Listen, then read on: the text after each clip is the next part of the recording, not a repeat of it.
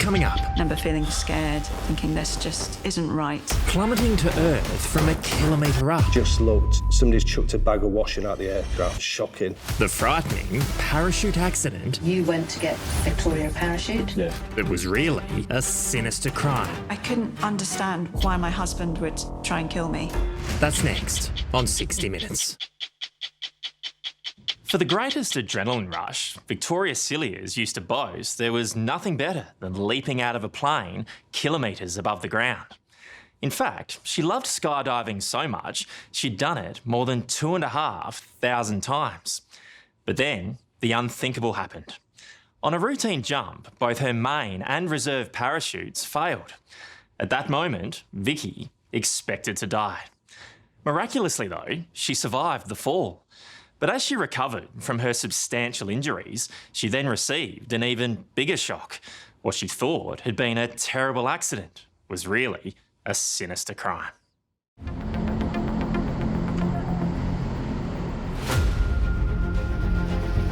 It's not known as a death spiral for nothing. It's Easter Sunday, 2015. Victoria Cilliers' main and reserve parachutes have both failed. The experienced skydiver is hurtling to the ground, fully expecting to die. I remember feeling tearful, feeling scared, thinking this just isn't right. To see a reserve canopy malfunctioning, I've never seen it before, and it just looked shocking. On the ground, Vicky's friend, Rob Camps, desperately wants to look away, but can't. It looked like somebody's chucked a bag of washing out the aircraft. It was just a massive white flapping canopy and quite clearly a body underneath it. Vicky plummeted to the ground from 4,000 feet in a matter of seconds. And I sprinted across to where she'd landed. I just had this feeling of like impending doom, like I'm going to be greeted with a corpse. But instead of a corpse, Rob was greeted with a miracle. All of a sudden, she did open her mouth and she did start like mumbling, which was a phenomenal feeling. Vicky doesn't remember the details of the crash, but a freshly ploughed field had cushioned her fall and saved her life. She was seriously injured, but an even greater pain was to come when she discovered what she'd survived was not an accident. It was a murder attempt by the man she loved. And even more bizarrely, it would be revealed this was the second time he'd tried to kill her in less than a week.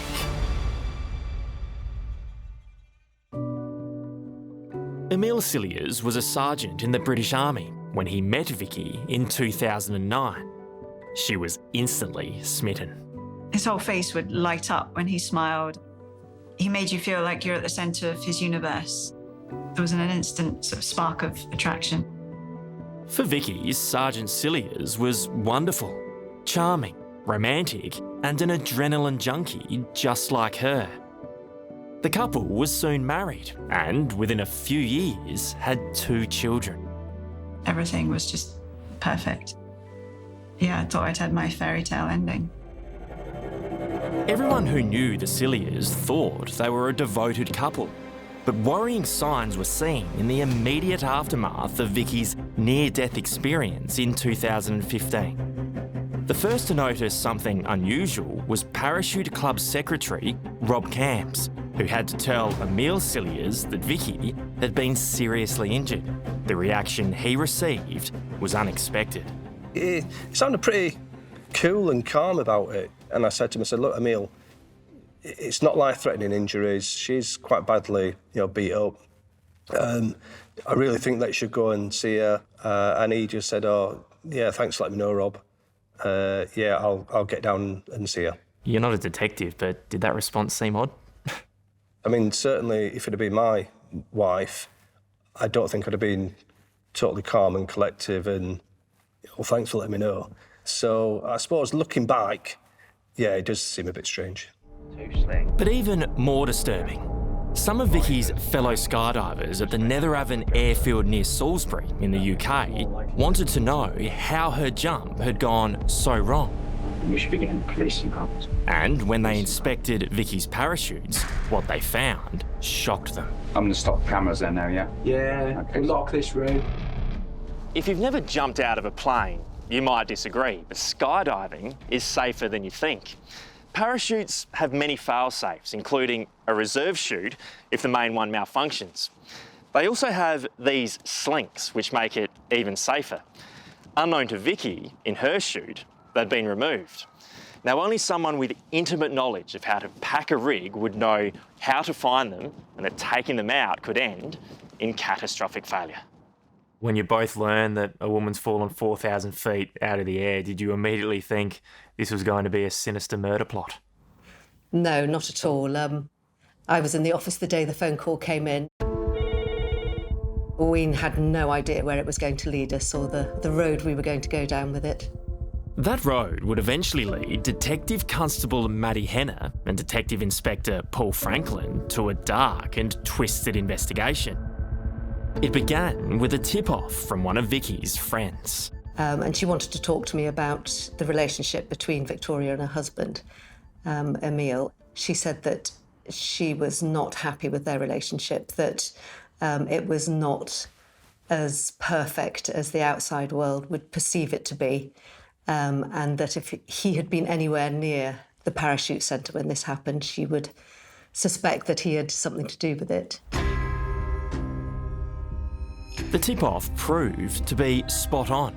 Emil Cilliers had been at the parachute centre.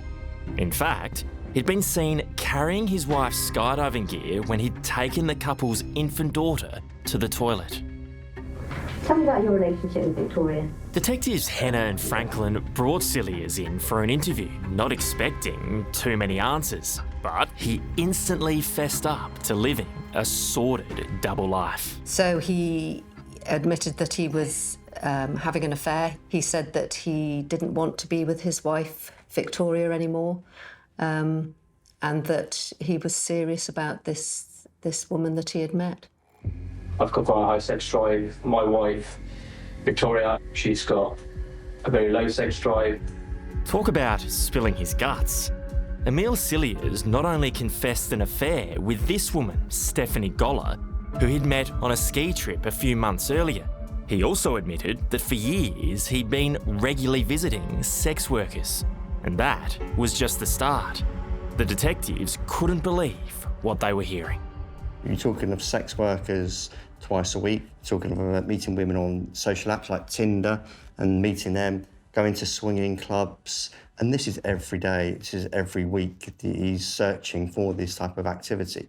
Why would he just give all that stuff up? I think he knew it was things that we would find via his mobile phone, his computers, by talking to anybody that knew him. I think it was things that he knew we would find out ultimately. Police also discovered Emil Cilliers' sex drive came at a price. He was £20,000 in debt. It seems his wife's life insurance was the perfect way to ease his financial pain. He squandered money, whether it was on sex workers, whether it was on himself, but it meant that he was in debt and he couldn't see a way out of this debt, which I think then became another reason, alongside his girlfriend, that he wanted to move on, and the only way to move on was to negate the debt and come into money somehow, which of course was the life insurance. That first police interview lasted 6 hours. When it was over, Cilliers was allowed to leave, but was banned from going home to his wife. It was Detective Franklin's job to explain why to a very confused Vicky. We tell her that he's having an affair, that he wants to leave her. And yeah, she made a horrible, it was a heart-wrenching, guttural howl, cry. You know, you see it just literally imploded her world, you know. And to be told it was all effectively based on a tissue of lies, that Emil was just using her. I was just so angry. Yeah, let down, betrayed. They felt like he had almost like a separate identity. One that he had with his girlfriend. He had a different phone, he had a different computer, a whole different life. I remember being asked at the end of the interview, you know, can you think of anything else? And just anything that's slightly out of the ordinary that's happened in the last sort of few weeks, few months. And I mentioned sort of briefly about the gas. It was an innocuous reference to gas, but it became a critical twist in the investigation. It turns out Cilliers had tried to kill his wife not once, but twice. Just days before he sabotaged her parachute, he tampered with a gas pipe in the couple's home. She comes down in the morning on her own, goes into the kitchen, smells a really strong smell of gas.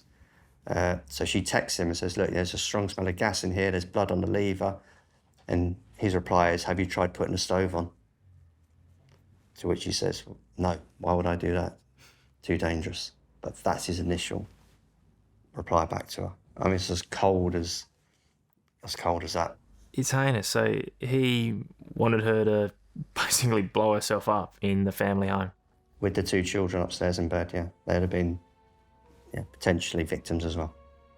But I couldn't understand why Emil would do that, why my husband would try and kill me. I couldn't compute the fact that someone I'd married said he'd loved me, he could then do sort of the ultimate horrific act, which was take my life away from me, take my life away from the children. I was never just sort of putting it to one side and saying, no, don't be stupid. That's just ridiculous. By now, detectives Hannah and Franklin had not only collected substantial evidence, they also had a motive. They charged Emil Cilliers with 2 counts of attempted murder and prepared for the court case. How confident were you going into the first trial? Always optimistic. You have to be. And we had a good case. I thought all the evidence was there. It was just how it was put over and what defence was put forward. But, as you'll see, out of the blue, the case against Emil Cilliers started to crumble, all thanks to the most unlikely source. What brought that first trial crashing down? Vicky. Victoria, yeah.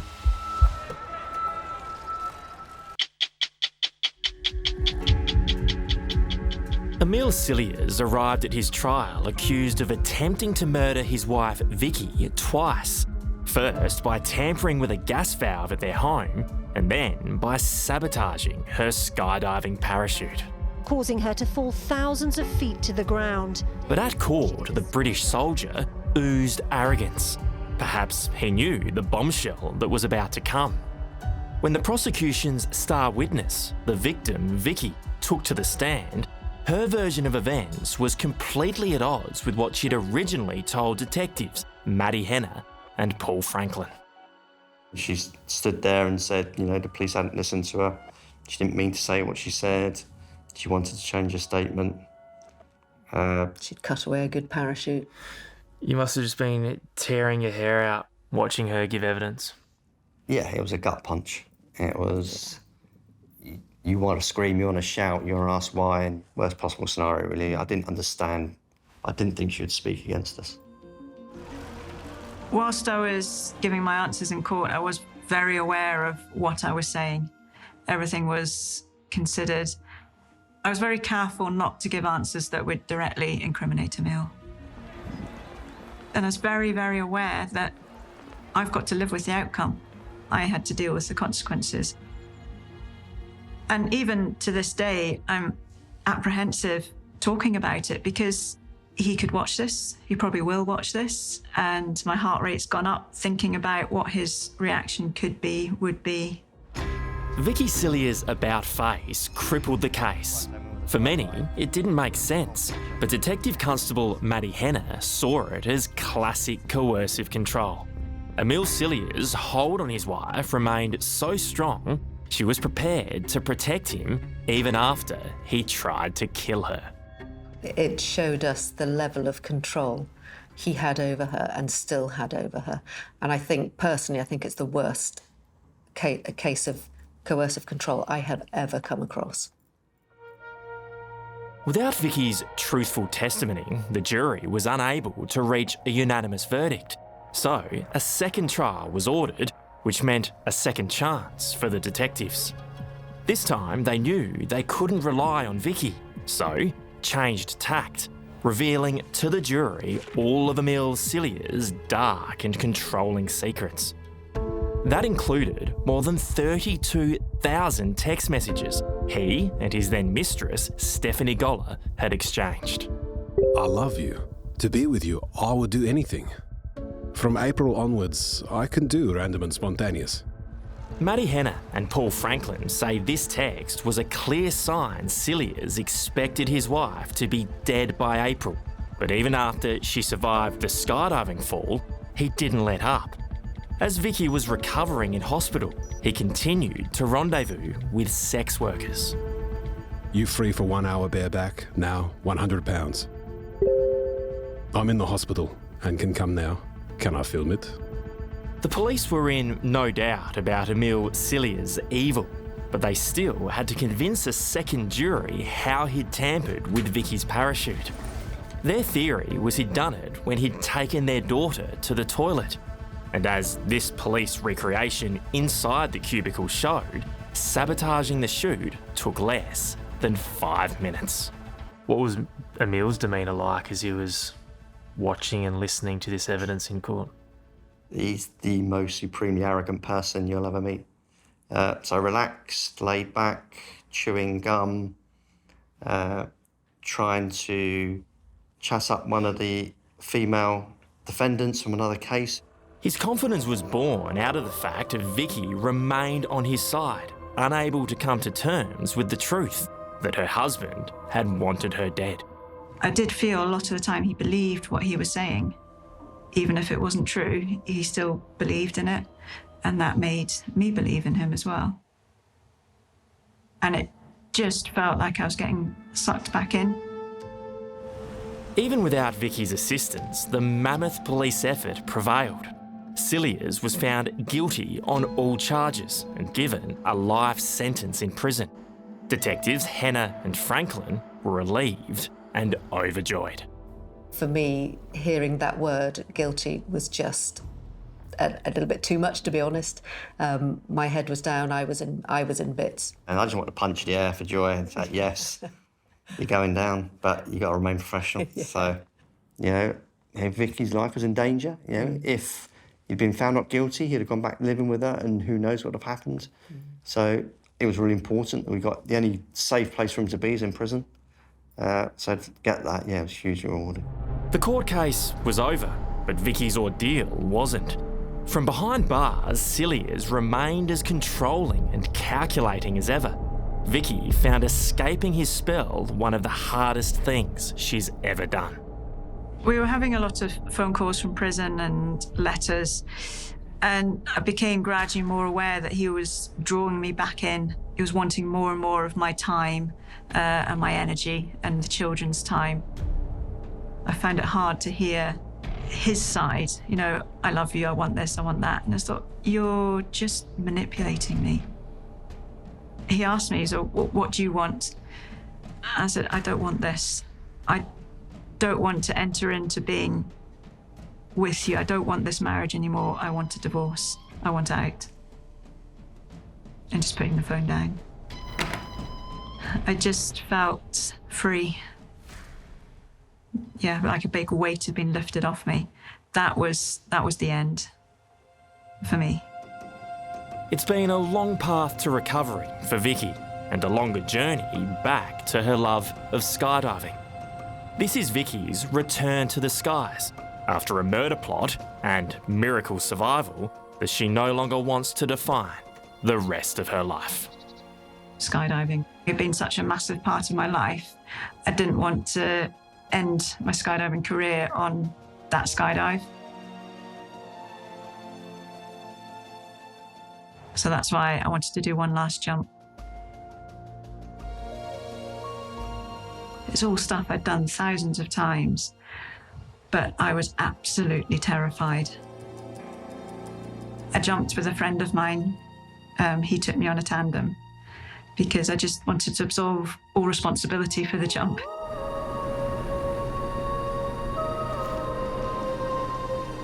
Once we left the aircraft, it was just incredible. I just remembered that feeling, that rush, the cold air as it hits you.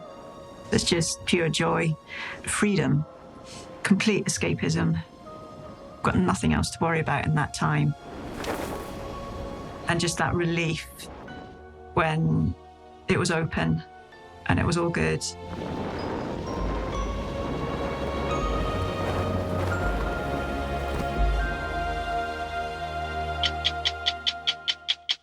Hello, I'm Adam Hegarty. Thanks for watching 60 Minutes Australia. Subscribe to our channel now for brand new stories and exclusive clips every week. And don't miss out on our extra minute segments and full episodes of 60 Minutes on 9now.com.au and the 9Now app.